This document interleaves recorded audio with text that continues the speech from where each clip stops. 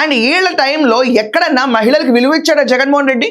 ఒక్కసారన్నా ఒక్కళ్ళ పైన కేసు పెట్టాడా?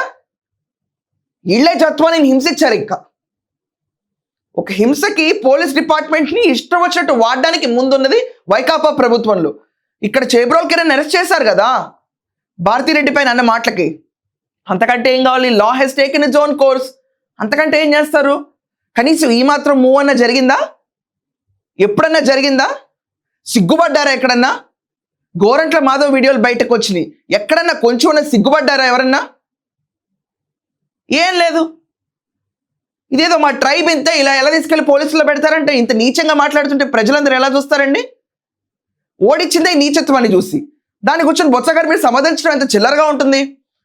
సో ఇప్పుడు మెయిన్ టాపిక్లోకి వస్తే, మన అంబటి రాంబాబు ఇంటికి నిన్న అయిపోయిన తర్వాత బొత్స సత్యనారాయణ ఇక్కడ మీటింగ్ అయిపోయిన తర్వాత వాళ్ళ ఇంటికి వెళ్ళి పరామర్శించారు, ప్రెస్ మీట్ పెట్టారు.